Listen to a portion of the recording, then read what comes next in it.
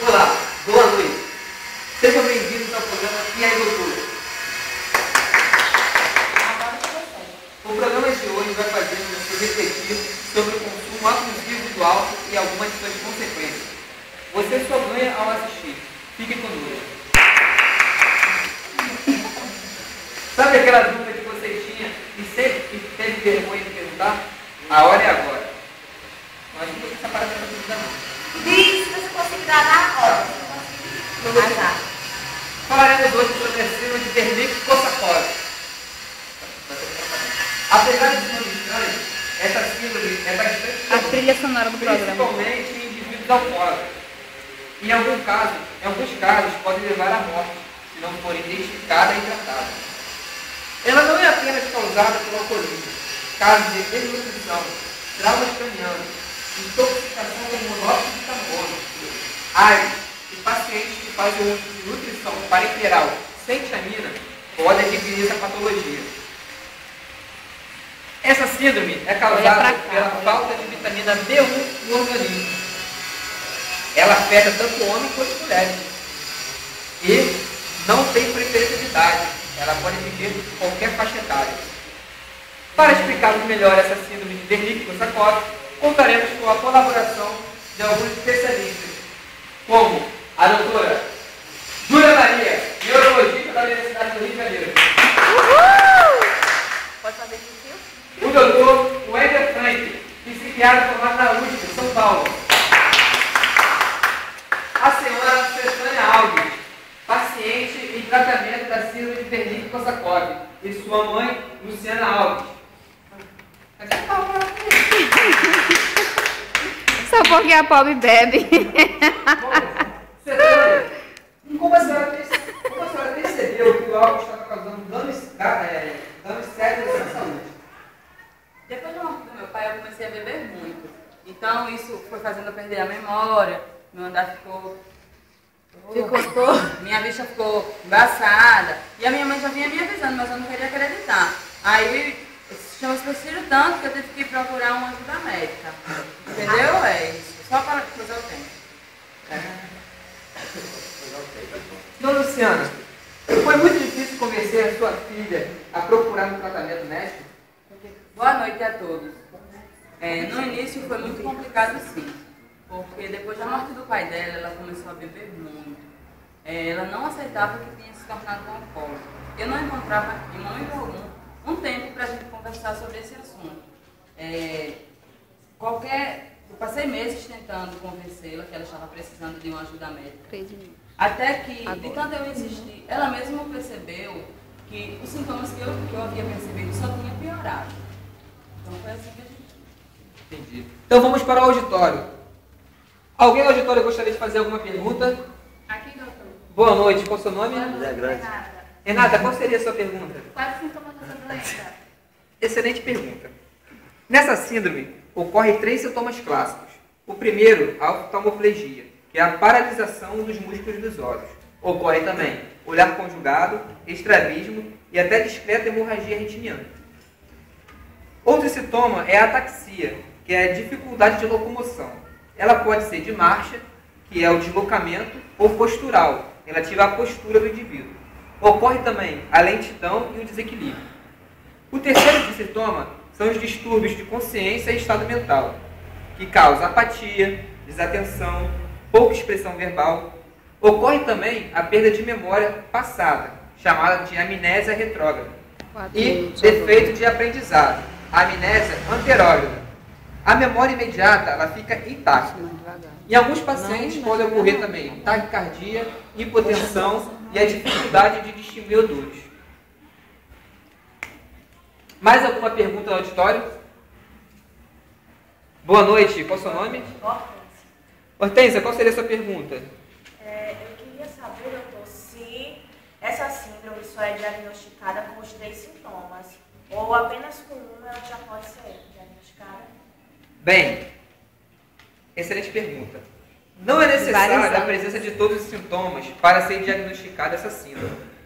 Apenas um dos sintomas pode levar ao diagnóstico, mas vários exames devem ser feitos para confirmar esse diagnóstico, como hemogramas, ionograma, coagulograma, gasometria arterial, função hepática, exame do líquido encefalo-raquidiano, testes sanguíneos e urinários para detecção de drogas, tomografia computadorizada e ressonância nuclear magnética.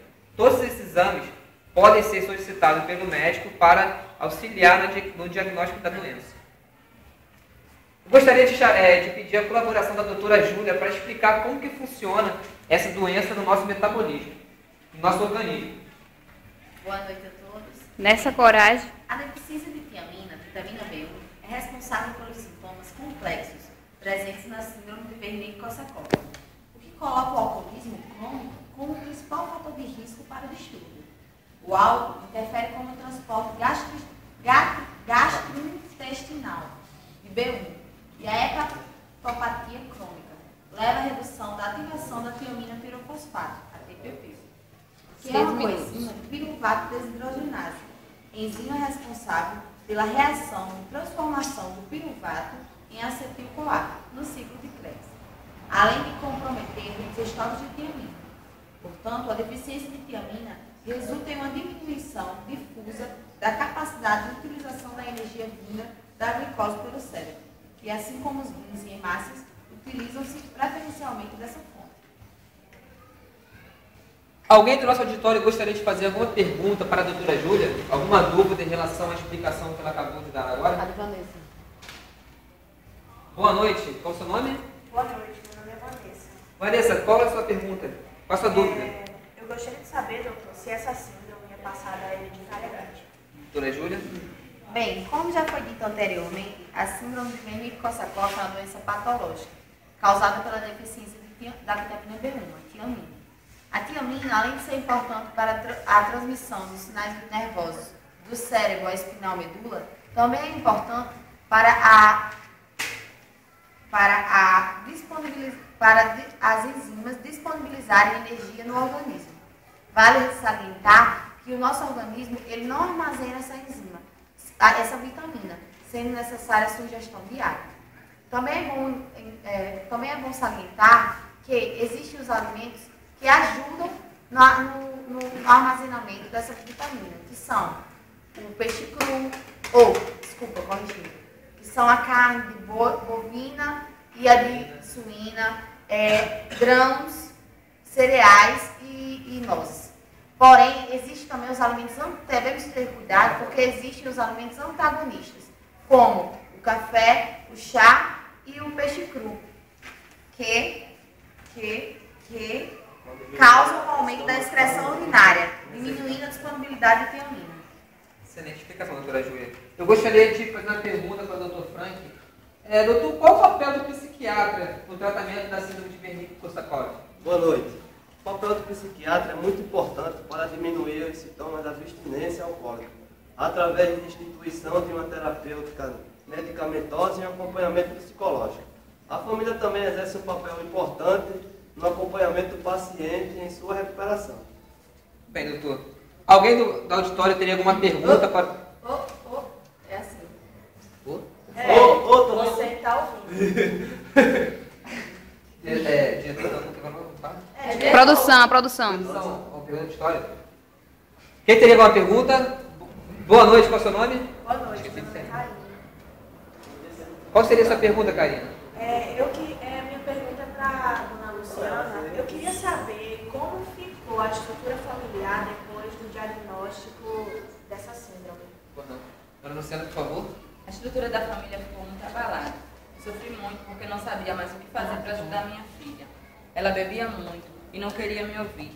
Por isso foi muito importante a ajuda do psiquiatra. Com os medicamentos que ele passou, ela melhorou bastante, principalmente depois da crise de abstinência.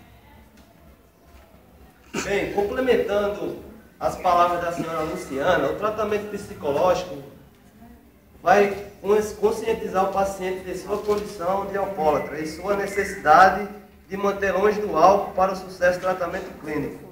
E ainda, através de tratamento de uso de medicamentos, em último caso, tem sido usado uma medicação que tem causado polêmica na comunidade médica, que é o disulfiram. uma medicação que diminui o metabolismo do álcool no paciente. Com isso, a ressaca, que deveria durar num período de 8 a 12 horas, pode durar dias, fazendo assim com que o paciente desista de beber. Vale salientar também que esse medicamento é utilizado sem o paciente saber, mas com autorização da família. Bom. Alguém da plateia teria mais algum questionamento sobre essa síndrome? Eu faço assim, você olha. Você olha pra ela. Não, você já foi outro. Mas tá, vai. Boa noite. Qual é o seu Boa nome? noite, doutor Gardênia. Gardênia, qual seria a sua dúvida? Eu gostaria de saber como ocorre o tratamento dessa síndrome e se após o tratamento o paciente ele pode retomar sua vida, estudar, trabalhar normalmente. Uma ótima pergunta, Gardênia. Eu gostaria que a doutora Júlia pudesse responder essa pergunta, como funciona esse tratamento. O tratamento da síndrome de Wernicke-Korsakoff deve ser imediatamente iniciado com a administração de tiamina, uma vez que esta previne a progressão da doença e reverte as anomalias cerebrais. Os pacientes devem ser hospitalizados e tiamina de 50 a 100 mg deve ser administrada por via endovenosa, diariamente por vários dias. Respondendo a sua segunda pergunta, após o tratamento, o paciente pode sim voltar à vida normal, sendo que alguns danos de ataxia e outros serão permanentes, mas a maioria serão reversíveis sim. Porém, o paciente deve parar de consumir álcool e manter o nível estável de vitamina B1 no organismo. Muito obrigado, doutora Júlia. Eu gostaria de agradecer a presença dos nossos convidados, né? E vocês que participaram do programa de hoje, fica aqui o meu muito obrigado.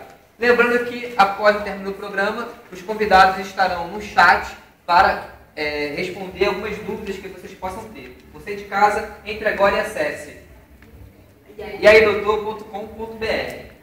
Fica aqui a dica. Leve uma vida sempre saudável, sem excessos.